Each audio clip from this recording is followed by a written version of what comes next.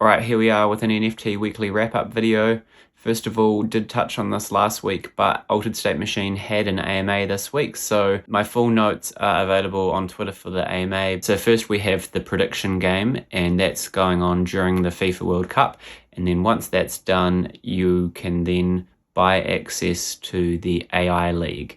Now, I think this is all on mobile, so it's a simplified version of the AFA game, and when a user comes into the app and they buy access to the game, they then get a game pack with everything they need. And obviously with the game pack you need characters, and these characters need to have brains because it's an AI league. And since there's probably not enough brains already live, what they're doing is, so when a game pack's purchased, they use Asto energy to get a brain instantly.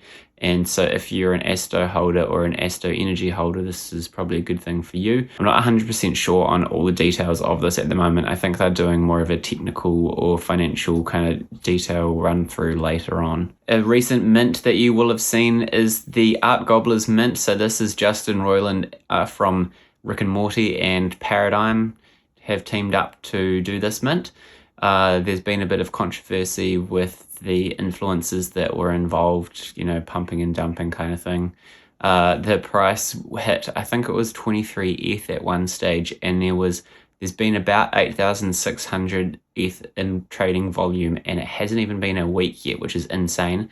There was actually a day where Blur, which is the other recent NFT marketplace site, they passed OpenSea in trading volume purely because of Art Gobblers trading on that site, so that's pretty insane to see. Coming soon is Mintage. So they had an AMA this week. They've done a couple in the past, but this week's one was with some of the guys from Futureverse like Aaron and Nux and Alex. So this is where they're saying vintage clothing meets Web3 and digital wearables. So they want to be able to take these vintage clothes and kind of almost give them a second life in the metaverse and have an opportunity for more than one person to potentially own it and, you know, tell the story behind the piece as well.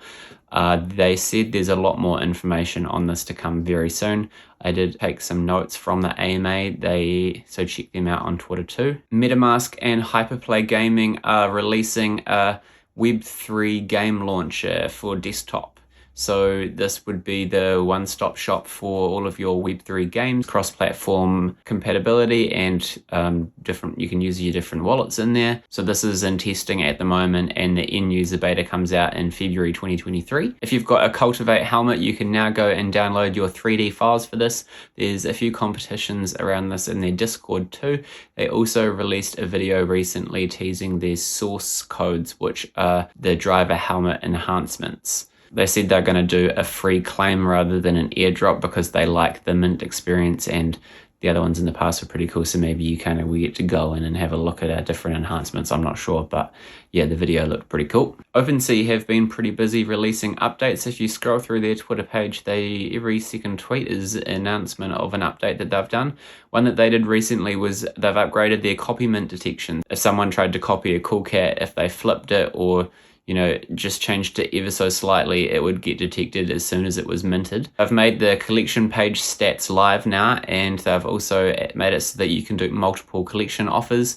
They also just released a tweet with an update on their creator fees policy, so we have to look into that one a bit more first, but yeah, interested to see what they're saying there. A new project, Project Tempest, has just launched their website, and the only thing on the website at the moment under the news section is that they are hiring a world architect. They said if your fluff world thingy has what it takes, you can apply here. From what they've got on Twitter, it looks like this project might be some sort of animated comic, but it's obviously going to have to be integrated into the wider Futureverse ecosystem somehow. Maybe if you're lucky, your thingy will be powering the animated comic. NFTs and social media. Instagram have announced that soon you'll be able to buy and sell digital collectibles or NFTs on their platform, starting with Polygon.